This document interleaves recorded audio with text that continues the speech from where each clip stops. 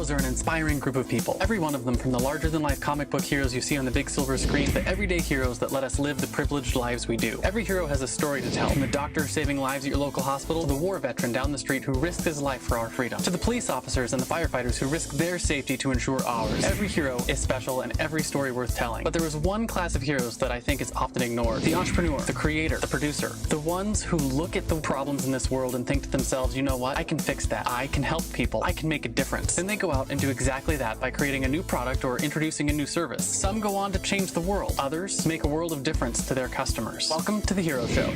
Join us as we pull back the masks on the world's finest heropreneurs and learn the secrets to their powers, their success, and their influence, so you can use those secrets to attract more sales, make more money, and experience more freedom in your business. I'm your host, Richard Matthews, and we are on in 3, 2, 1.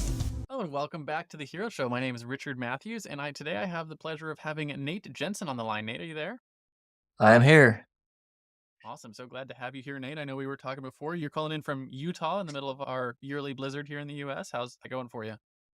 Not as bad as in the East. We've been reading the stories. We got a light snow. We can still drive. My son's out shoveling the walks right now, actually. So, You didn't get the 50 inches of snow that Buffalo got? They had to shut down the whole city or whatever. no, no. We could use it. Utah needs the water, but I don't know if I want it that badly yet.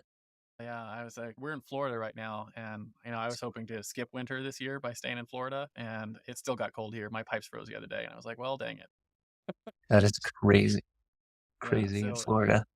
it's definitely cold. So what I want to do before we get too far into this is talk a little bit about who you are, and then we'll get into your story. So I have your bio here. Nate Jensen has driven profitability for small businesses over the last decade and a half by helping companies understand the numbers that drive their success. By giving clients clear insight into their metrics that drive performance, they can see what actions they can take to immediately improve their profits and cash flow.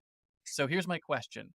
Are you, and maybe I don't, you'll talk about this, are you talking like marketing KPIs, financial KPIs, all of the above? Like, where is your expertise there in numbers? So, I'm first and foremost a management accountant.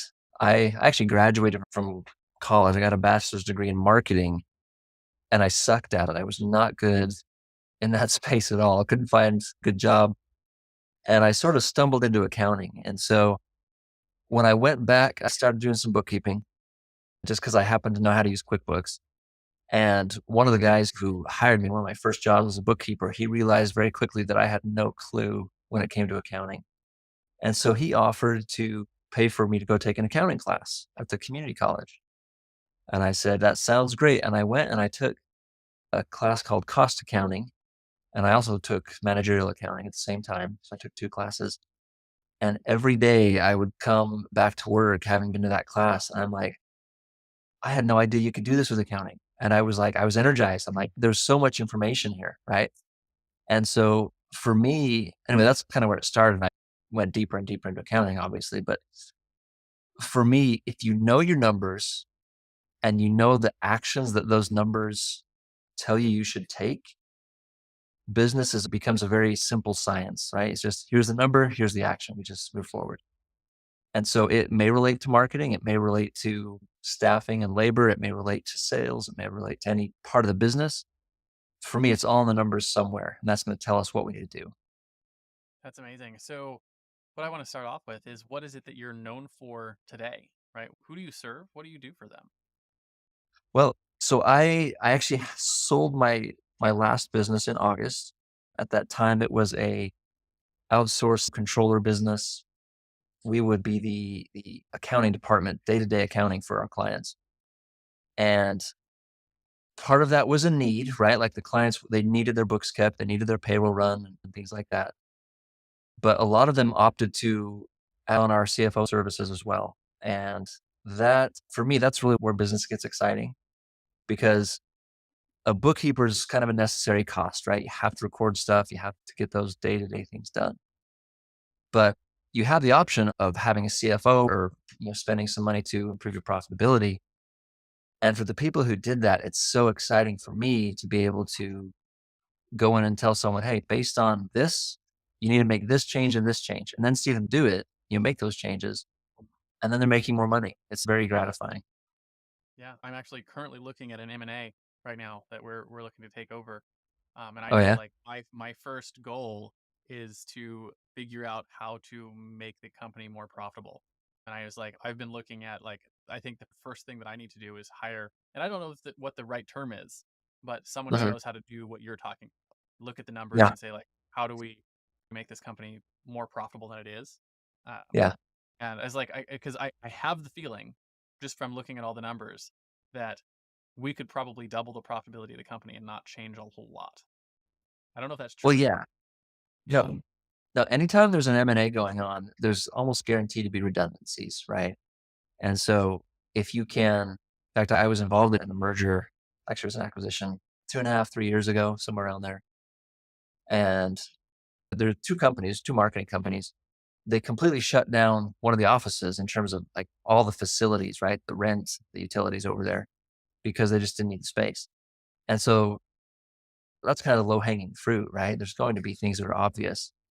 I like to, well, and I'll obviously point those out, but I like to focus on just what is the day to day stuff. You don't have to have a big transaction like a merger to be able to look at your numbers and say, okay, I've been running this business for 3 years. We're at this level. Why have I not become more profitable? You've seen this, Richard, is there are a lot of companies who will double their revenue and not move their profit at all. Right. Oh, And for me, I like going into a company like that. They're like, we're growing and growing, but nothing's really changing. And finding those efficiencies in the numbers to say, here's why you're growing, but you're not making any more money. And often you're working twice as hard. yeah. So there's a lot to learn on the financial side of growing a business. Entrepreneurs like myself, we don't tend to learn the accounting and the numbers. We tend to learn the marketing and the direct response and the hiring of people, right? And so Yeah. you get to a point where you're like, hey, I need to bring in someone who knows how to do the numbers. So Yeah. And what, the entrepreneurs are the dreamers and the visionaries who yeah, they have the big ideas. yeah, the big ideas, and we need to have people like you who come in and be like, hey, here, let's look at the actual data. I'm like, oh, that's a good thing to do. Yeah. Yep. So I want to talk about your origin story, like how you got into the space of doing, a fractional CFO work essentially, right? And when we Okay. talk on the show, every good comic book hero has an origin story, something that made them into the hero they are today. And we want to hear that Mhm. story. By a radioactive spider that made you want to get into CFO, or did you, start in a job and eventually become an entrepreneur? Basically, how'd you get here? Yeah. Well, I wasn't bitten by a radioactive accountant. My That'd be unpleasant, I imagine. that would be that certainly would. So let me give you some context first. I'm 45. I got married at 21. And at the time that I got married, I had essentially zero college under my belt, right? I had not much of an education beyond high school, but I knew at that age that I wanted to start my own business. And I felt like in doing that, there would be leverage. I felt like there would be the potential for more freedom. And I was just driven to start a business. And so I started a window cleaning business, right? It doesn't take a ton of startup know how to get going in something like that. But I learned very quickly that knowing how to clean a window is not the same as knowing how to run a business. I hired staff, didn't know much about hiring people, but I knew I needed help. I took on some debt. I didn't know anything about finance at the time, and I just knew I needed some money to make payroll, things like that. And within a couple of years, I found I was upside down. I was unhappy. I was just overwhelmed with the complexity of the whole thing. And as winter was coming on and I didn't want to spend another winter with my hand in a bucket of water, I just decided to walk away. I was very upside down, lost a fair bit of money on it.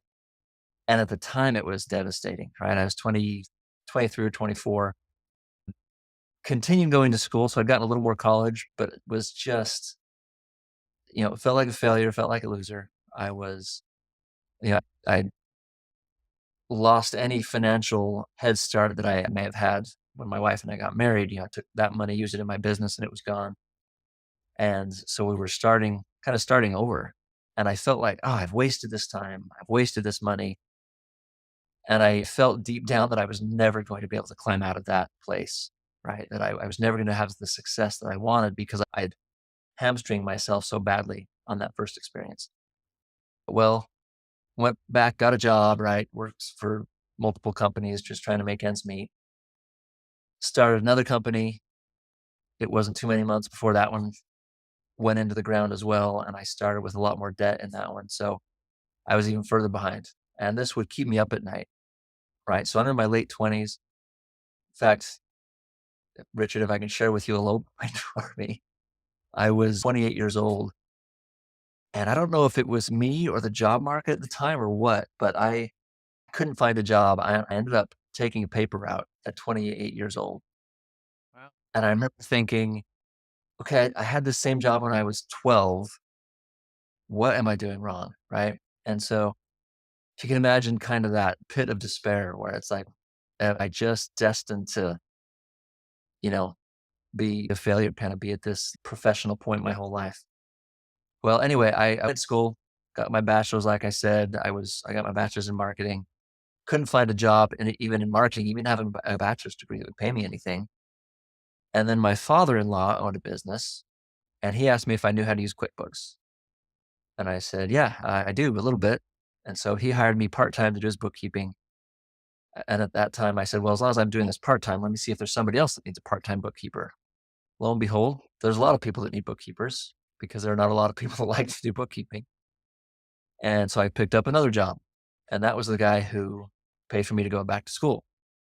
And once I went back to school, I fell in love with those classes, like, again, the managerial accounting and the cost accounting and just the insight, the decision-making information that those accounting principles could give a business owner. And I knew very well because those were the principles that I had lacked when I started my first two businesses. And if I'd had those skills, I may have, the story may have been different. But anyway, I went and I got my CMA, Certified Management Accountant, went back to school, got my master's in forensic accounting. And when I graduated with my master's, I thought I was going to graduate and be like, hey, I'm going to become a kind of a fraud investigator. That was sort of where my degree was pointing me. But I had started freelancing while I was getting my master's, and I had this bookkeeping business already built up. And I'm like, well, I have this business. Why am I going to like walk away from this to try and start something new? So I stayed with that business. A few years later, I sold it. Then about a year after that, I started another one, which was bookkeeping, controllership, CFO. And that's really where I've been ever since. And I just, bookkeeping, like I said, it's kind of that necessary. I don't know if I want to say it's a necessary evil, but it's necessary for businesses. Controllership's a necessary thing. But I really love when I'm able to get in that CFO space and say, look, change this, change this, change this. And boom, you're making money and you have cash in the bank. And to see business owners go through that transition when they suddenly feel that weight come off their shoulders, like, oh my gosh, I am a successful entrepreneur now. I wish I'd had somebody like that when I was, 21, 22, who'd said, hey, all you got to do is change this and this, and you'll be successful. That's a wonderful story. It reminds me of something I was listening to, a book by Robert Kiyosaki. I think it's called Who Took My Money? And he talks about the Oh, yeah. quarters of your working life. And, he's like, quarter one is, from 20 to 30, quarter two is 30 to 40, quarter three is 30 to 40. And, or it's like, he might be doing it for like 45, but like quarter four is like from 45 to 60 or something like that. Yeah. Quarter four. And he's like, so it strikes me as like you went through like the first quarter of your working life, like getting pounded by the other team. Yeah. Totally. Yes, I did. But it Yes, doesn't I did. doesn't have to end there, right? Like you still have the second quarter and the third quarter and the fourth quarter to recoup and make a comeback and really figure out how to get your financial life in order and take the lessons you learned in the first quarter and change it. And it sounds like you did that and you made the Oh, yeah. changes and you picked up the skills and came back fighting. Yeah, and I tell you, Richard, there seriously was a point where I was resigned to being just like, okay, I'm gonna have the 40-hour a week job making, you know, at best lower middle class income. That's just who I am. And it was sometime after I failed my first business. And I don't remember how long that lasted, but it was, I had to get through the pain, get through the emotional side of things a little bit until I was finally able to say, you know what? No, I think I can do this and go back and try it again. And the great thing is, in that first mindset that I was in, right, is I didn't have the context that I have now 20 years later, 25 years later. There's so much leverage in business that, yeah, you can go and totally blow your first business or two like I did. But if you have one that's really successful, it'll make up for it. And that's what I found on my third business, right? I sold my third one for more than I lost on my first two combined. So by my third one, I was ahead of the game. And then it just gets better from there.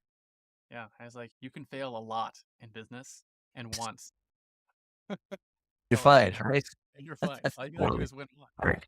It's one of those that consistent effort pays in the entrepreneurship because you're exactly right. When you win, you can, for lack of a better term, you can win for good. Yeah, no, that's really right. And then when you win for good, the foundation that you're on at that point is an amazing place to start the next thing or, do whatever else is next in your life. You can take bigger risks, right? And try Absolutely. harder things. There's a reason why people like Elon Musk are starting businesses and buying businesses and doing things. He won for good a long time ago, right? Yes. I'm kidding. Right. And so he Yep. can spend $40 billion on Twitter or start, OpenAI or invest in, what is it, Neuralink, right? He can do those kind of things because he's got one, Yeah. right? He's one for Yeah. good for his world. But that's the kind of thing that I was like, I just use him because he's a big example that people know. But that happens all the time in business. Yep. People, you know, try a couple of things, fail. I failed the first couple of things I did too, right? Yeah. I think most of us do. Yeah. Yeah. So But the thing is, it's not just about like getting to a secure financial place so you can then start your next business. I think it's getting to a good financial place so then you can do what speaks to you, you know? So for example, I could go and start another bookkeeping business, but I don't love that piece of it anymore. I do love the CFO piece, the advisory piece. And so that's where I'm focusing because I can. That's what I want to do. you're like, you know what I want to do? I want to be fractional CFO for businesses that I enjoy working with, that I want to see their Yeah. value survive. And if they had a CFO, they could and they could thrive, Yeah. right? That's the message. And in the service business, Richard, an advisory kind of business, the best thing is being able to say, no, I don't want to work with this client, Yeah. right? When you're starting new and you don't have much to stand on, you take anybody and you extend terms and you do whatever you have to do to get the business in the door. And to be able to say, you know what, I just don't feel like this is a good fit. I don't think we're going to work well together. I think, maybe here's even two or three other people you could work with besides me. I think you should try them. That is the most liberating thing of all. Absolutely. I run a full service podcasting agency, right? So we do content marketing and help people really get their message out and build strategic influence, which is super fun. Yeah. And I have a rule that if people don't say, shut up and take my money, that I don't work with them. Because like that's the way I want my relationships to be, right? I want to be at that level where they're like, "Yep, that's amazing. That's exactly what I need in my business." And Yeah. if that's not what they want, then we're not a good fit, right? Because there's Perfect plenty of example. business. There's plenty of Yeah. business, and for the people that we're a great fit for, we're a great fit for. And I want the relationship to be that kind of relationship. You can choose that. Yeah. And then you do business for a long time and it's a profitable relationship for both parties. You're not like worried the client's going to go away because you're not providing what they need. You are what they need. Yeah, because when you tell them it's like, "Hey, problem we solve, and here's how we solve it," and they go, "Yep, shut up, take my money." You're like, "Oh, it's a good place to be Yep. in." Right. And I Yep. remember, 15 years ago being in that spot where I was like, people would be like, "Can you do this?" And I'd be like, maybe, right? I can learn, I can figure it I out. And figure it out. if it means yes, then I'll figure it out. Absolutely. That's a much different place to be in than we're at now. So yeah, and a lot of that comes from, well, failing a lot. Yeah, totally. And that's the thing is you know, you've got to be willing to put yourself out there and take the risk. And sometimes the only thing you're risking is your own pride or ego. But if you can stick with it and persevere and get through those hard things and those hard experiences, I think as long as you keep going, you're going to make it. Yeah. One of my favorite books is Think and Grow Rich. Yeah. And he's got 11 chapters or 13 chapters or something where each one he explained the principle of getting rich. And I can boil that book down into kind of one idea in that you become obsessed with whatever it is, right? Whether it's, success in your business or in finding money some other way, is you think about it a lot and you keep going and you keep going, you keep thinking about it and you talk about it. And as long like if it's always top of mind and it's always what you're driving towards, you're going to find a way. It's gonna, might be hard, you might fail sometimes, but if you just keep at it, you will get there. Yeah. It's the whole concept of just like success really is about not giving up. And it's like, I wish Yeah. it was more complicated than that, but it's really not. Right. It's Like, simple, but it's not easy, right? It's like, easy, right? Just don't give up. Yeah. keep going, right? Just keep And so going. like maybe at some point you need to lay down and lick your wounds and take a paper route for a bit, but get And I up didn't and do keep that for going. very long, but it was a very humbling experience for me for sure. Yeah. I was like, I did something similar. Mine was I took a different route, but I realized that I was not a great business owner. I was a marketing agency. We were doing good work. I was getting good results for my clients, but Yeah. what I was doing a good job of is running a business. Oh, Right? yeah. And I didn't know how to do the finances, and I didn't know how to do the delegation, and I didn't know how to do both the service delivery and the marketing at the same time. So I would like do marketing until I got a client and then stop the marketing, and then that client would be finish their contract and I would go back to marketing. So I was bad at the business part, Yeah. but I was good at the Yeah. delivery of services part. And I realized I was like, I need to learn how to run a business. So Mhm. I shut my business down and I took my skill set and I went and I applied that whole skill set to getting a C-level marketing director position where I had Oh, $100,000 a month of marketing budget to play with, and yeah. I was direct reporting to the president of the company and sitting on the C-level executive table with a bunch of other really successful people, and I spent 18 months with them just learning how they run a business. And it was Very clear about that with them. I was like, I'm coming here to one, knock your socks off with my marketing skills, but also I make no bones about it. I'm learning from you how you run a business because I don't know how. And I spent 18 months with them and 10x their lead flow on the marketing side because that's my skill set. And then, every week I sat down with the president of the company and learned why he makes the decisions he does with hiring and firing and how he talks to the other people in his team and how he gets them to do the things that he wants and how he delegates and why they delegate and all those kind of things. And that was what I got that education for, is what I was going for, is how to run a business. And, Mhm. you know, after I got that skill set from it, turned around and left and started my business again and had significantly more success because I had a Right. different skill set now. You do have to know stuff, right? Yeah. You You have know, to know. one of the great opportunities that I had is having worked with so many clients is I have learned so much. I watched, over 50 people run a business. Mhm. Some of them are amazing at it. Some of them were terrible at it. And it's so great to see the different examples, to be able to compare and just kind of, not judge or critique, but just kind of silently take notes Like and be like, absorb. okay, I want to be that I guy. want to do. Yeah, of course, right? I don't want to be like that guy. Why in the world did he do that? That was a bad outcome. I'm glad it's his money, not mine. But yeah, so to be able to see business after business after business, this last company I sold, actually, about half our clientele were marketing companies. That was one of our focuses. And it was great to focus in a specific vertical like that because we knew the industry metrics and we knew, hey, what's working for this guy? You should try it in your business, right? Here's how they're finding people or handling this problem. So anyway, I kind of got off on a tangent there, but it's, as you were saying, you got to learn the skills. You got to know stuff, and watching other people and learning from other people is probably the best way to do that. Yeah, I said there's two ways you can learn things, right? You can either stick your hand on the fire and learn that it's hot, or you can watch your brother stick his hand on the fire and learn that it's hot from him. Yeah. Yep. It's like you can get the lesson both ways. One of them is more painful than the other. Might stick longer though. It might stick. Yeah. You get a Well, skill. the memories I have from failing my first business are so burned into my mind. I'll be honest. If you asked me, hey, would you go back and change it? Change what you did. I don't know if I would because I learned so much. Yeah. It was so painful and I wouldn't want to do it again. But If the you had failure truly, what? But you wouldn't change it if you had the opportunity. I don't think I would. Yeah. So It was painful, but yeah. what I want to talk about next is the superpowers that you might have developed over the course of Mm, your career, right? So every iconic hero has a superpower, whether that's their fancy flying suit made by their genius intellect or the ability to call down thunder from the sky or, super strength. Real world heroes have what I call a zone of genius, which is either a skill or a set of skills that you were born with mhm, or that you developed over time that energize all your other skills, right? And this superpower is what sets you apart, allows you to help your people slay their villains, come on top of their journeys. And the way that I like to frame it is if you look at all the skills that you developed over the course of your career, there's probably a common thread that you see coming up time and time again that are tying all those skills together that sort of energize everything else. What do you mhm. think with that framing your superpower is? So I've got two. The first one is, I'm bringing this up first because it's what I do now. It's what I guess I don't want people that, have people stick in people's minds. And that is, how do I look at a number or a group of numbers or whatever? and get from that an action that should be taken to make a business more profitable or have better cash flow. And it's that simple. It's just, what are the numbers telling me to do?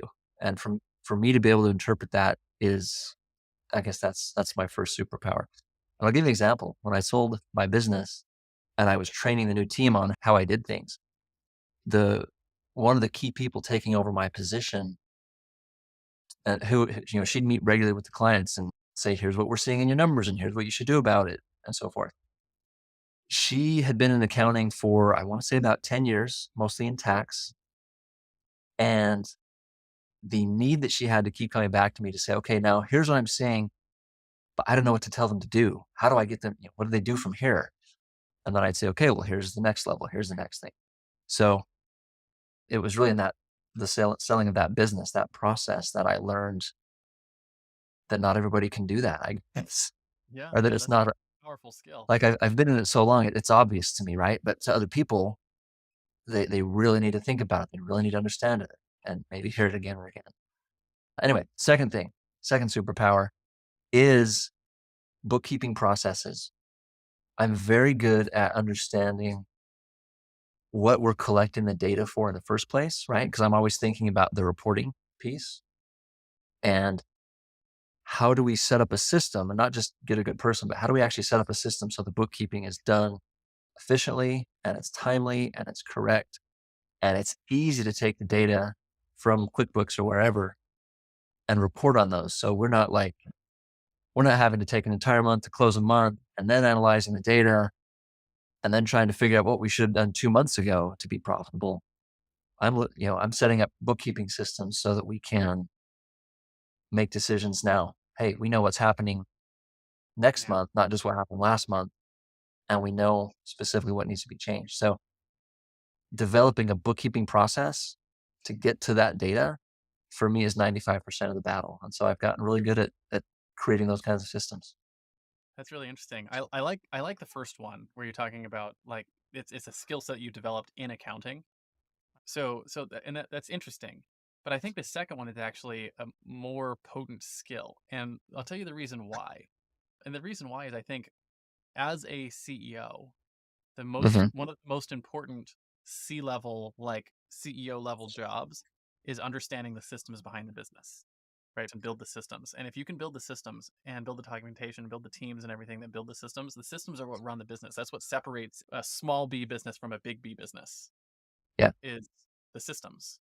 And Yeah. a lot of people, they don't understand the power that sort of comes from knowing how to build a system, whether it's your bookkeeping systems, or your marketing systems, or your employment systems.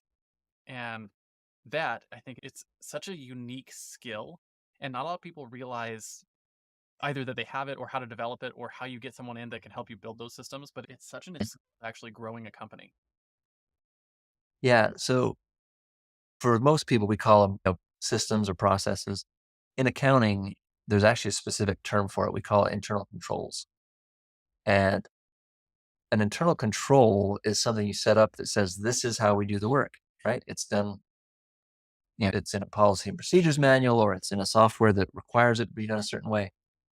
You've got to have those controls, because even with good people, if you get to the point, just as an example, where you have two accountants in your office, maybe a bookkeeper and a controller, and if they're both great at their jobs, but both have wildly different ideas of how things should be categorized, for example, your accounting is going to be, it's going to be a mess, because as you're trying to analyze it, the categories just won't line up.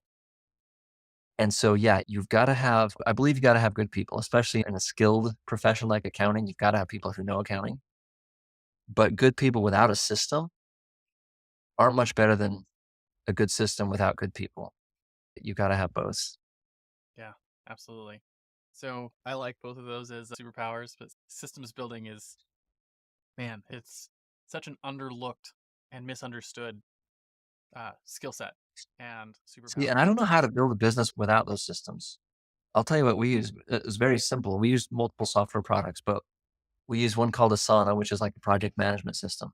Yep. And it was essentially just a really robust to-do list, right? So when you're keeping somebody's books, you want to make sure they're reconciled frequently, especially smaller businesses. They're always worried about cash. You've got to know exactly where they stand. And so something that just says, hey, every Monday, reconcile this account. Every other week, run payroll. Every other, on the alternating weeks, maybe you run I accounts don't know how you payable and so forth. I don't know how you do it without them. We use ClickUp, Yeah. similar thing to Asana, to run our Yeah. podcast agency. And it's like, new episode comes in and it creates a task and, it gets assigned to the right person. And each episode has a whole subset of all the things that need to happen to it, including customer communication and guest communications and, the video editors work and the audio editors work and the transcribers work and the written editors work and the graphic designers work. All of it is just, it's all listed and put together and like when it needs to happen and how it needs to happen and communication all happens in one place. I don't know how you do it Yeah. without systems because No. otherwise you won't be able to scale. Yeah. And that's what it is. It's scalability. You cannot grow past a certain point if it's all reliant on the business owner to make sure everything's happening right. Yeah. I call it it might be morbid, but it's the bus test. Just how does the business grow if I get hit by a bus tomorrow? Mm. Yeah. And I don't necessarily have to die from getting hit by the bus, but like if I spend a few months in the hospital, will I come back to a business that's still growing and thriving or not? And Yeah. that's where I'm looking at, my business still doesn't pass the bus test. I'm working on it, Yeah. but Well, there's but still let's, I need to put in place. sure. But it doesn't have to be a bust, right? It's if you ever want to sell your business, if you ever want to retire, if you ever want to step into a less involved role, the only way to do that is with building good systems. Yeah. And it's like I know if you're selling the business, they have something they call what they call I think it's called the golden handcuffs. It's like you Uh get paid huh. well, but you're still stuck because you have to help the new business owner run the business because you don't have Yeah. any systems in place. You have to teach them all the Oh, yeah. systems. You have to like download Hmm. yourself to them. So you're Right. spending 6 months to a year, 2 years, maybe even 3 years on contract to fulfill the sale, which is pretty typical in a merger and acquisition where the business is so tied up into the owner's actual work systems in place. Right. And that's, what I think that there's no way to win there because if you help them grow the business, you're sitting there for 3 years thinking those profits could have been mine. And if they just sort of stay stagnant, I'm sure it's not a very pleasant situation to be in either. Yeah, it's like a no win. So like build systems Yeah. because if you ever want to sell your business, it's going to be So, vital. So I yeah, want to talk absolutely. the flip side of your superpower, right? So if your superpower is the building the systems and knowing what to do in the accounting world, the flip side of that is, every Superman has their kryptonite. Wonder Woman can't remove her bracelets of victory without going mad. You probably have a flaw that's held you back in your business, something you struggled with. For me, it was a couple of things. I struggled with perfectionism for a long time, right? Where I was like, if it's not perfect, I can't go to market with it. And so it kept me from shipping, right? It kept me from actually getting things to market.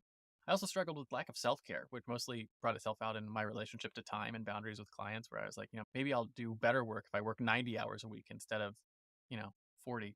Learned out that's not a great way to run your business either. But I think more important than the flaw is how have you worked to overcome it so you could continue to grow and continue to grow your business. And hopefully sharing a little bit of that would help our listeners learn from your experience. I think, gosh, I could probably give you a lot of things that I'm not going to. One of the things I struggled specifically, though, as a business owner was just my pride. I, in my first business, I wanted to prove to the world that I was smart enough and good enough, and I did this all on my own. And there were times where I deliberately didn't ask for help because I wanted to be able to say, I'm self made, right? And that didn't work out very well. And what I've done to overcome that is one, first, I recognize that good business owners always have advisors, other people who help them, people who, I mean, nobody knows everything. And so if I'm an accountant and I want to do some marketing, I should hire a marketing company rather than learn how to post ads on Facebook myself, right? If someone's a marketing person, they should hire someone like me instead of trying to learn how to analyze all their numbers on their own. And so just for me, just being willing to just ask for other people for help and recognize and be, admit that I have weaknesses is kind of the first thing. Second one is when I tell people I'm an accountant, most people think tax right away. I don't do tax. I've never done tax. I never want to do tax. For there's a couple reasons for that, maybe, but one is tax is very law based, right? The IRS or state tax commission can, the laws may change and they've got to enforce laws differently from year to year. We see new tax laws all the time. The kind of accounting that I do is principles based, and those principles don't change. So profitability by client, profitability by sales channel or by department. break-even metric, cost volume profit analysis. These things, they're principles that just exist, and they say, here's what you need to do to make more money in business. And so I'm able to focus on those things, but because I'm very focused on those things, people want to ask me a tax question. Hey, can I deduct this? Or should we do this other thing to, save on taxes? I have no idea. I'm not the guy you want to talk to about that. And I guess I shore that up by using a CPA. I have a CPA do my own taxes. Yeah, that's interesting. I really like where you're going with the first flaw you mentioned, the being self-made. Yeah. It's interesting because I think, and I don't know how we change this, but there's this cultural perception that there's something uniquely powerful about being self-made, which is weird because it's not true. And I think if we were going to have pride about something, we might want to see if we could shift the cultural narrative to being I'm community made, right?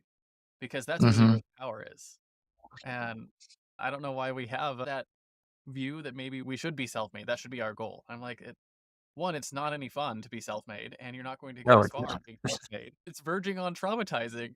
And I was like, but when you're community made, it's fun and you can be profitable and it's less stressful. And, the whole rising tide raises all ships kind of thing. Like, community Yeah. made is much better than self-made.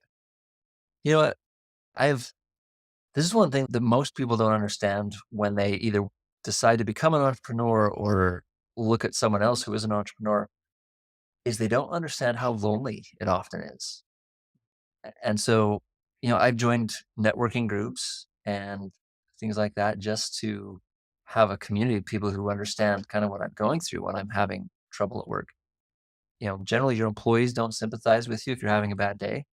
You're always going to sort of be the filthy rich business owner who doesn't care about people or something. So, but yeah, definitely if you can build with the community, your advisors celebrate when you do well, right? Your other colleagues, your peers celebrate when you do well.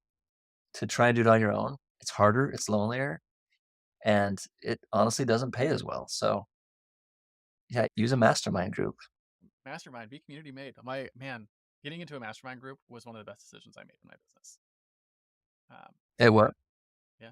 And I can't even tell you how much of a difference that's made. Actually, I can. Yeah, It's at least 6x at this point. At least. 6x. At least 6x. And it's going to get Wow. bigger and better. And a lot of the decisions and the things that we do, I can attribute directly back to specific conversations and things we've talked about in that mastermind group. So, anyways, that's a Oh, little plug for, getting into a community of some sort in your business. yeah, So, absolutely. and the other side of that, the other weakness you're talking about, people miscategorizing you as being a tax person. And I think it's an interesting problem because a lot of businesses run into that where people don't understand exactly what it is that you do. And that's actually what we do with our podcasting agency is help people really get their message across, right? And Hmm. to educate the market on the things. And I was like, you said a whole bunch of things that are all terms that I was like, oh man, I want to know what those mean. Right, where you said break even point and costs. I can't even know what they were, but you said all of them like very Yeah, quickly, and I cost was like, volume profit analysis. Yeah. I don't know what a cost volume profit analysis is, but I want to know what a cost volume profit analysis is and how I should be doing them on my business and who I should hire to do them. Like, if you don't have a podcast talking about that stuff yet, you should. There's my shameless plug for the day. You know what? I don't know that talking about accounting on a podcast is going to do super. Oh, maybe more of a visual Well, thing. but the principles that could be Yeah. really interesting. I was like, the only reason I was just thinking that is because I don't know those things. I don't even have a framework for what is a cost volume profit analysis, and I would love to know Look, those things. let me answer that. This is probably a tangent. Let me answer that real quick. Cost volume profit analysis is just something that lets us sort of tweak and say what happens if we make certain changes in our business. And those changes would be things like raising our price or reducing our price. And if you do that, how does that affect sales, right? Do our sales go up Yeah, if we drop our price? Do they go up enough to improve our bottom line overall? Because you could drop your price and make more sales and still not make as much money, right? So, but it's it looks at those plays between the we volume of did sales, the cost of the product, a price of supplement the product, company, etc. a supplement company for a number of years, and we were selling, a traditional. I don't know. Sounds like a rule that an accountant would have made up. Is like, hey, it costs you $7 to fully land the product. You should sell it for $14, right? Hmm. Double the margins. And so we were Yeah. selling it for $14 to see how it did. And it wasn't doing that great. And so I started playing with what we call in the marketing world price elasticity. What happens if I raise it $2? What happens if I raise it $2? Does it impact sales? Right. Yeah. And every time I raised the price of the product, our sales went up just a little bit, just marginally. So I kept raising it. And I got to $35 on that product and our sales Okay. doubled. They doubled. Really? It's like, Kind of oh, that's counterintuitive, isn't it? yeah. So it's an interesting thing. I don't know how that, but it's the kind of thing that would fall under that cost profit analysis, cost of Yeah, running. absolutely. Hey, can I tell you a quick story since you Yeah. mentioned a supplement company? So, one of my first jobs after I became a certified management accountant was with a supplement company. And they had multiple sales channels. They had retail, they had wholesale, they had a like custom made bulk product division. And I was still fresh out of my studies and having taken those tests and passing, and I was excited to prove that I knew what I knew. And so I said, I'm going to do an analysis and I'm going to see which sales channels are profitable or most profitable. And his retail sales channel was losing money every month. And I went in and showed him my numbers and showed him my analysis. And I said, if you stop doing this and get rid of the resources associated with it, your profits will go up about $4,000 a month. I'm like, you don't have to sell on off, sell the division or whatever. You just stop, right? Just stop what you're doing. And I was there for about 4 years. And over those 4 years, he never would stop doing that. Shut down that sales channel because that's the one that his ego was most tied up.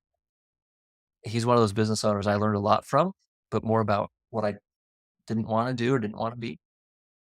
But anyway, for me, those numbers, it gave us a very clear path forward, right? We need to stop what we're doing over here. And they didn't take it. Interesting. Great thing is, So I want to switch gears and talk about your common enemy, right? So every superhero has what's called an arch nemesis, right? It's a thing that they have to fight yeah, to get in their world. In the world of business, it takes a lot of forms, but I like to put it in the context of your clients. And it's a mindset or it's a flaw that they have that you have to constantly fight to overcome so that you can actually get them the outcome that they came to you for in the first place. And if you had your magic wand and a client signs on the dotted line and you could just bop them on the head with the magic wand and not have to deal with this arch nemesis, what is that in your world? gosh, there's maybe a couple of those too. The first thing that comes to mind is they simply often, and maybe it's before they're a client, but they don't often see the value in having the knowledge that I can provide, right? And maybe that speaks more to my ability to sell what I do rather than their ability to understand it. But too many people, I think of any type of accounting as money that we have to spend that we get no value from. It's just, we have to keep our books because it's required by law. We have to, file our taxes. That's required too. We got to pay an accountant for that.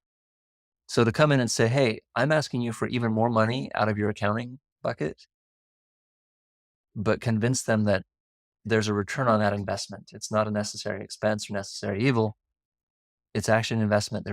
You are going to make more money by spending this money in the first place, listening to me and doing what I tell you. Yeah, so that goes right back And to what we were talking about before as people associating accounting with tax filing, right? Which is part of that tax, thing. yeah, tax filing or bookkeeping, right? Just like, hey, we have to pay someone to do this job that doesn't produce any revenue. Yeah, because they don't see it as a revenue producing opportunity or accounting that way. But what's interesting, and this is something that I've been learning as I've been growing my network really, less growing my business and more growing my network is the more I get in touch with people who are, significantly further ahead in their careers than I am, the more I've learned that your CFO is one of the most important roles when you want to start breaking through barriers, right? When Oh you yeah. when you are running into like what do you call them, like roadblocks or running into glass ceilings, so to speak. A lot Hmm. of times, and I've heard this from a number of people who are very successful. They're like, "Hey, when you run into these glass barriers, it's generally in one of two areas. It's either in marketing, and that's where you start to get into understanding that, like, hey, having a CFO, someone who understands the strategy of money, is really a powerful force." Yeah. And there's historically, say prior to the last 20 years, probably, the CFO was sort of the bean counter. He's the one that just made sure the numbers are in the right place, the reporting was correct and within the regulatory requirements and so forth. The Institute of Management Accountants, which issues the CMA designation, they've been very aggressive, I guess, at promoting the CFO as a strategic partner, not just someone who's like tracking the money, but someone who's very involved in the strategy of the business. And I adhere to that take on it very much. Is the CFO should be involved at the ground level in any major decision in the company. In small businesses, usually what that looks like is, hey, we need to hire somebody. Do we have funds to hire? What happens if we hire somebody? And doing some of those forecasting analyses, saying, okay, if we hire somebody now at this rate, here's what happens to our profit for the rest of the year. Are we okay with that? Or how can we mitigate maybe some of that expense? Too often, I see business owners make a decision and then go to the accounting department and say, hey, we've decided to do this, just so you know. And then the accounting department's having to figure out, hey, do we have money to pay for it? And if not, then I've got to go back to the owners and say, we're short on cash. What are we going to do about this? Rather than having the CFO involved in the, on the front end of that. Yeah. Which makes more sense in my head, but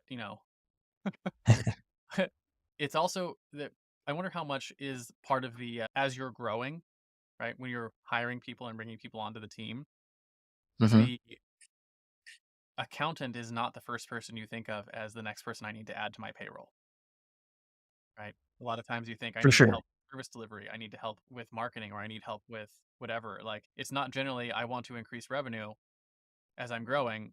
I need to hire an accountant. And that's Yeah. about. That probably is a common enemy, right? Again, but it's the same principle really, is people say, hey, I don't want to spend money on something that's not producing me revenue or producing me, something. And so I certainly do have to deal with that. One of the things that I've done for that, though, is when I sold my last business, I was looking ahead and saying, what do I want to do next? And one of the frustrations I had with my last business was we actually had a lot of people who wanted to work with us, but just couldn't afford it, right? A fractional CFO tends to be kind of expensive because of the specialized knowledge. And so that's why with my new business, I've done everything I can to automate that analysis process so that we can get people in for a lot less than, $350 an hour to do some advising. So through software mostly and through some training, we give people a way to have their numbers, and not even just their numbers, but like graphs and charts and targets and so forth on a dashboard right in front of them, where they can say, oh, here's exactly where I'm at. Oh, can I hire somebody? I mean, it's at their fingertips. So my goal there, I guess, to overcome that nemesis is to automate as much as I can in that data analysis so that price of entry is a lot lower than it is Yeah, more so you traditionally. have a bigger impact, which leads me to my next question, right? The flip side of your common enemy is your driving force, right? So just like Spider-Man fights to save New York, or Batman fights to save Gotham, or Google fights to index and categorize all the world's information, what is it that you're Mhm. fighting for in your company? What's your mission? So I don't have a mission statement per se. I probably should, but I think it honestly goes back to the kid really that I was when I started my first business. And if I had someone there saying, hey, just this, change this, tweak this, and you'll be all set. I want to see other people who are, in that situation I was, but then have someone whispering in their ear saying, hey, you need to change this, and then you'll be in really good shape. And like I think I said earlier, it's just seeing someone make a good decision in their business based on information that I provided them. That's very gratifying, to see my clients successful. It means I'm successful. Yeah, absolutely. And I said, there's a lot of work to be done in the space of accounting in terms of like changing the way people view it, right? And view its power and actually growing a really good business. So I like where you're going and what you're doing, and hopefully you see more success in Thank- that area. So Thanks. I want to talk about your tool belt, right? It's a practical portion of the show. Every superhero has their tool belts with their, batarangs and web slingers and magical laser eyes or whatever, right? I want to talk about the top one or two tools you couldn't live without in your business. Could be anything from your notepad you use for notes, could be your calendar, could be something you use for marketing, something you use for your product delivery or your project management. What is something that you Mhm. go to every single day that you think is essential to running your business? So I like Asana, as I mentioned earlier. It just makes sure that I know what I need to do and when it needs to be done. And it includes instructions on how to do it. So I don't have to rethink every single process every time. So that's probably my number one. I'm thinking to the business that I just sold, to be honest with you. We used just some good time tracking software, but I'm not gonna recommend it because I don't like that company anymore. Oh, gosh, I don't know if I can recommend this one either. We use LastPass for passwords because as an accountant, you have hundreds, maybe even thousands of passwords for multiple clients, but they just had a data breach. So who knows? Maybe that's not a great one. So you But said for me, why project management at the top of your list? it goes back to the processes. That's when I started my first business that was profitable. Okay. Not the window cleaning one, but my first bookkeeping business. I was able to build that business because my processes were better. As one example, I went into a company, his part-time bookkeeper had quit. He called me and said, "Do you want to come and interview for this?" basically. And I went in and met with him and I said, "Tell you what, I will do it for the same price she was doing it for, but I can't sit in the office for 20 hours a week. Let me just come in, get the work done, and get out." And he said, "That's totally fine. We'll use you." And no kidding, most weeks I was in there for about 3 hours. And part of the secret to my success was because I knew I had this list of things I had to do on my, project management list. I would go in, I'd go boom, boom, boom, boom, boom, and I was done and I would leave. And I wasn't sitting there for 17 more hours throughout the week trying to find something to make myself look busy or fill my time. It's like I had a good system. Because bookkeeping took 3 hours a week. It didn't take 20 hours. Yeah. So, and then you realize you can separate your work from your time and just start getting paid for the output. Yeah. It's really And not only that, but I was able to increase what he got. Like I was able to give him reports that she wasn't giving him because of my specialized knowledge in that same amount of time. So when you can go in and charge the same and then add value on top of it, it's kind of a slam dunk. yeah, that's awesome. So, project management for the win on that. Yeah, no doubt. Speaking of heroic tools, I want to take a few minutes to tell you about a tool we built that powers the Hero Show and is now this show's primary sponsor. Hey there, fellow podcaster. Having a weekly audio and video show on all the major online networks that builds your brand, creates fame, and drives sales for your business doesn't have to be hard. I know it feels that way because you've tried managing your show internally and realize how resource intensive it can be. You felt the pain of pouring 8 to 10 hours of work into just getting 1 hour of content published and promoted all over the place. You see the drain on your resources, but you do it anyways because you know how powerful it is. Heck, you've probably even tried some of those automated solutions and ended up with stuff that makes your brand look cheesy and cheap. That's not helping grow your business.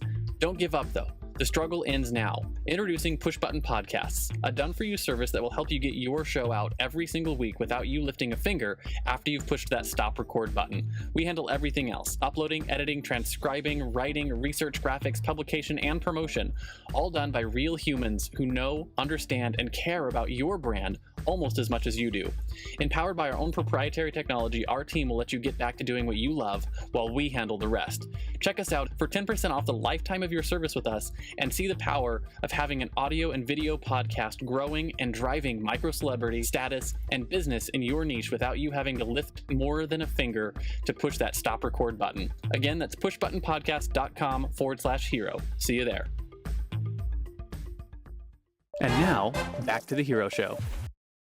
Talk a little bit about your own personal heroes, right? Every hero has their mentors, and it's like Frodo had Gandalf, or Luke had Obi-Wan, or Robert Kiyosaki had his rich dad, or even Spider-Man had his Uncle Ben. Who are some of your heroes? Were they real-life mentors, speakers, authors, maybe peers who were a couple years ahead of you? And how important were they to what you have accomplished so far?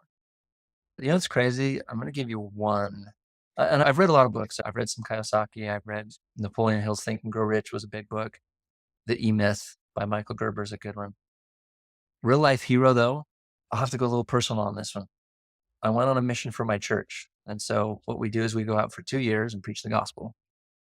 And I was 19 when I left, and I went to Brazil. And 2 years in Brazil was the most growing experience I think I've ever had in my life. Hardest thing I've ever done. And each mission has a president, right? And it was actually my mission president, as I was about to come home, he sits down with each missionary and gives them counsel and advice as they sort of start their adult life. And I'll never forget what he said to me. He gave you the context. In Brazil, often you'll see people with a wheelbarrow in the street full of yucca roots, kind of like a potato, and they just yell, It's called makasheda. Makasheda, makasheda. And people come out of their homes and buy makasheda out of the wheelbarrow, right? Not a glamorous job, doesn't make very much money, but it's how some people made their living. And he said, I would rather sell makasheda in the street out of a wheelbarrow than work for somebody else. And up to that point, I don't think I'd ever seriously considered starting my own business. But when he said that, it just struck me like nothing I ever had. And so that's when I came home. I got a job, but I'm like, okay, I've got to figure out how to start a business. And that's when I started reading business books and looking for opportunities. And it's funny. He wasn't, he didn't provide an example. I didn't really know much about his business life, but he was an important person in my life at the time. And for him to say those simple words, it just put that idea in my head. And that was enough to change the whole course of my life. Yeah. I have a similar story. It's not missionary related. It's actually my dad. When I was looking at getting married, Uh-huh. and I remember sitting down with him and asking him, I was like, Dad, I don't know if I'm ready to get married, but I think I want to marry this girl. And he looks at me and he goes, if you wait until you're ready, you'll never do anything. Yeah, Those true. those couple of words changed the whole course of my life, and they still to this day are something I think about all the time. That if you Hmm. wait till you're ready, you'll never do anything because, and it's something I've learned over the course of time, he didn't say this, but because it's the act of doing that makes you ready to do things, that makes you ready. So you Yeah, have to actually get in motion and do things. Similar with his 100%. life changing couple of words. Yeah. No, and I think it's, I consider that because now that I've got some experience and there's 20-year-olds and 30-year-olds maybe listening to this who are younger than me who might think, oh, does he know everything? And is he, I'm going to hang on every word. That it's hard, right? Like you've got to go through some stuff. Doesn't mean you have to fail a business. I don't think you have to, but don't go into it thinking 3 months down the road, you're going to be on a beach and someone else is running your multi-million-dollar company. This doesn't work that way. Yeah. And it's like you were one of the things I tell people now, because I was that 20-year-old kid who was like, by the time I'm 25, I'll be rich and famous.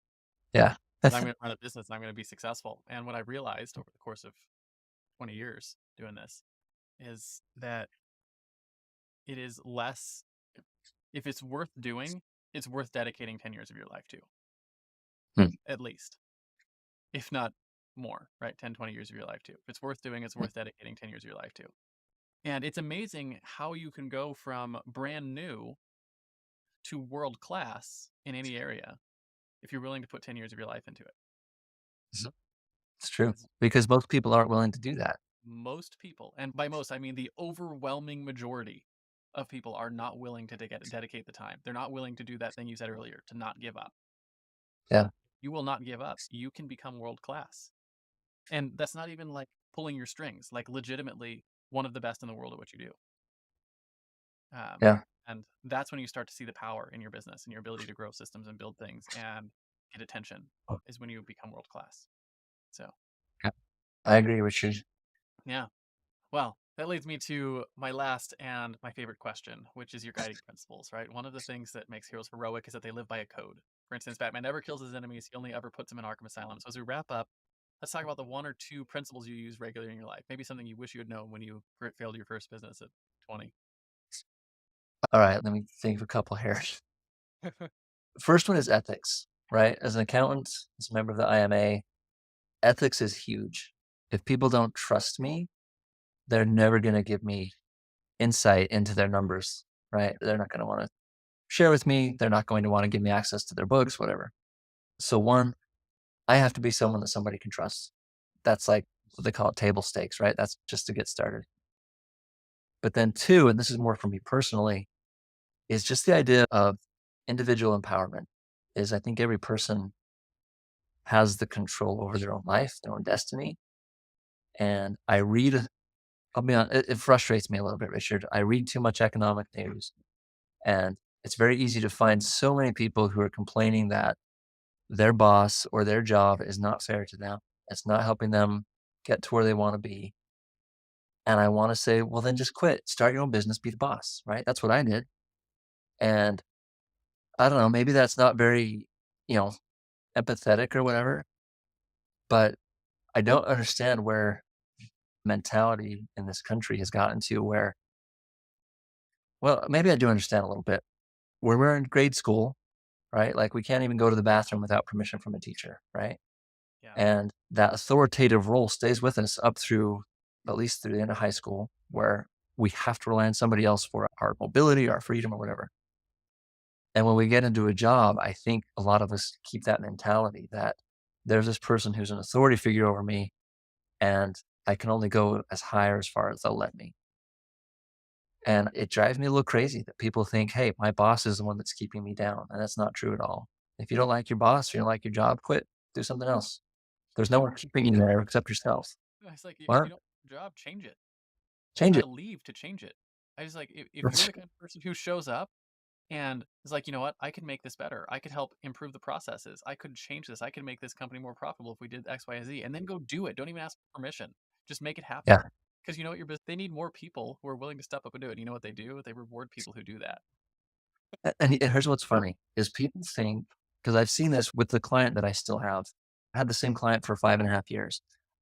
When I started, they needed a bookkeeper, right? They needed someone just to, their bookkeeper left in the middle of the night and they needed someone to pay the bills, invoice clients, run payroll. I just get the basics done. Within, I want to say like 6 months, they said, Nate, we want you to be like the CFO. Could you like give us a lot more time and fill this role of CFO? And what I see with a lot of entry level people and even somewhat above entry level is their biggest complaint is that they think there's no upward mobility. They feel like my boss has to leave the company for me to advance. And I want to say, no, if you become excellent at your craft, right? If you become world class, like you said, especially in small business, that's going to be recognized and they're going to do whatever it takes to hang on to you because they like what you do for the company. And if you're in a 5,000 person company, sorry? You become unignorable. Oh, totally. If you're in a huge company with 5,000 people, you're totally ignorable. Even if you are world class, you're just a tiny piece. In a small business, there is so much upward mobility and so quickly for people who are really good at what they do. So for me, getting back to your question, each person really is in control of their own destiny. If you're not happy where you are, get more education, gain more skills, watch a lot of YouTube that's going to train you to, whatever you got to do, you can control what happens next. Yeah, I love that. And it's something that I believe in deeply. And it's like, if you want to, I tell my kids this all the time, that you're paid in direct proportion to the value you bring other people. Mhm. Right. And so you're in control of one half of that equation. It's the value that you bring.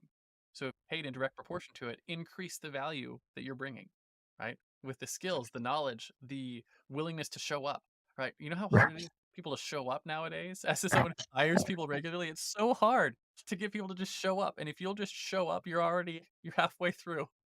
No doubt. Oh, yeah. It feels like you're on the same page with me. It seriously makes me infuriated when people complain about, I'm not paid enough. I don't have, you know, again, my boss isn't doing enough for me. It's like there was a time when your boss would pay you to show up to work and that was it. And now we've got all these benefits and there's more coming all the time. And my boss is responsible for this and this and this in my life. Like, why don't you be responsible for your life? Anyway, I maybe think that's over the top. It drives me crazy. that's a thing that we could be on our high horses for a while, I guess. Yeah, guiding principles: show up, be the value you want to get in return. Right? That's a good way to talk about that. And I think Yeah. that's a great way to wrap our interview. But I do finish every interview with a simple challenge. I call it the Heroes Challenge. And I do this to help get access to stories I might not otherwise find on my own because not everyone is out doing the podcast, guest speaking like you and I might be doing. So the question is Yeah. simple. Do you have someone in your life or in your network who you think has a cool entrepreneurial story? And I bet you do because of what you do. Who are Yeah. they? I probably don't want. First names are fine. And why do you think they should come share their story on our show? The first person that comes to mind for you. Oh, crap. First, it's funny. Two people came to mind. One is really good, and one would be like, here's how I drove my business to the ground. He wouldn't come on, I don't think. But a friend of mine named Adam, I'll share, it's this client that I still have. When I started with him 5 years ago, he and his business partner at the time, one of the first things they said to me was, Nate, we don't know anything about accounting. We need you to tell us what questions we should ask you so that we know how to run our business better. And I've never walked into a couple of people who were so humble and willing to do whatever it takes to make their business successful. Again, a lot of people in that space were like, they feel threatened by someone who might have skills that they don't have for some reason. And for them to just be like, tell us what we don't know. There's probably a lot we don't know. Please tell us all of it and we'll learn as we go. It was an amazing and refreshing client to work with because of that attitude. That's awesome, man. Hopefully we can get an introduction, get them on the show and hear their story. But like, I feel that like deep because that's like, when I think about accounting, I'm like, first off, I have almost no desire to learn accounting. But at the same time, like, there's so much I don't know that I know I need to know that like, that would be the first question I would ask is like, I don't know the questions to ask you. So tell me, like, what are the questions I need to know to ask so I can ask them well? And because as a leader of the company, I need to know how to ask the good questions. Yeah. And Well, I'll give you an example, right? And I've gotten this question from a number of different sources, but like, okay, Nate, we made $100,000 this year and we have $10,000 in the bank account. So where's my money? Like, if we made all that money, where is it? And that's where most people start. It's like, I think we're profitable. The numbers say we're profitable, but it doesn't feel like it. And then working with those clients to help them understand the basics of understanding where the money goes and why it doesn't show up in their bank account, even though it's on the profit and loss statement. It's fun for me to educate the clients when they're ready for it. awesome. Well, I love that. And hopefully we can get Adam to come on and tell his story. But, in comic books, there's always the crowd of people at the end of the story that cheer and clap for their work. So as we close, our analogous to that is where can people find you if they want your help? Where can they light up the bat signal, so to speak? And I think more importantly than where is who are the right types of people to actually flip the switch and say, hey, you know what, Nate, I would love to get you to come over and help us with our accounting. Oh, that's great. So my website is definitely the best place. It's zerotocfo.com. So it's all spelled out, ZEROTOCFO.com. And you can contact me there. You can actually book a call with me for free to kind of get started and see what we can, what help you might need. The flagship product that we have is our automated data analysis. And the idea behind that is it just gives, again, this is what I talked about earlier, gives people the access to their numbers in visual form, like in a chart, all the time, right in front of them with some very detailed information that will suggest certain changes that they can make. Who would benefit from it? Let me tell you who would not benefit from it. If you're just starting a business, you're even in the idea stage, or you just started, you're the only employee, there's not a ton of complexity yet. The value of this kind of analysis really goes up with the more complexity. So when you get that first employee, when you get a little complexity in the business, you're going to find more value from a tool like this. So if you've got that first employee, maybe first couple even, I think it'd be worth a conversation at least. But yeah, what we'd love to do is plug your accounting software into our tool, set up a dashboard for you, and then go through the dashboard with you to show you what it means, what it tells you. Here's how it's going to help you make decisions to make your business more profitable. So again, it's zerotocfo.com. And I enjoy talking with people about their businesses. So feel free to book a call. I think we're going to be in contact again before too long because I'm in the middle of an M&A on that stuff that I know that's one of the problems that we have. So I think we'll probably be talking more because I'm actively looking for people to help me solve that problem. So if you're in that same boat, right, and you're looking to figure out how to make your accounting work for you and create a return, I think it's a great place to start. So thank you, Nate, for coming on and sharing your story today. I really appreciate it. Do you have any final words of wisdom for my audience before I hit this stop record button? I would just say, be true to yourself. There were a lot of times I was going to give up. And if you really know that being a business owner is where you should be, keep at it and you'll figure it out. Yeah. Never give up. Thank you very much, Nate. Appreciate it. Never give up. Thank you, Richard. Thanks for tuning in to this week's episode of The Hero Show, where we work to shift the cultural narrative around entrepreneurship and celebrate the heropreneurs who make our world a better place. Don't forget to visit our website at theheroshow.tv, where you can subscribe to the show on iTunes, Spotify, or via RSS, so you'll never miss an episode. If you found value in our show, we'd truly appreciate a rating on iTunes. Or better yet, share it with a friend to help us spread the message of entrepreneurship as a force for good. Curious to learn more about the stories and insights of these incredible heropreneurs? Check out our in-depth interviews and resources on our website. Together, let's support and inspire the next generation of entrepreneurs as they embark on their own heroic journeys. Join us again next week for another episode of The Hero Show, where we'll continue to explore the world of heropreneurs, their superpowers, and the positive impact they bring to our lives. Until then, stay heroic.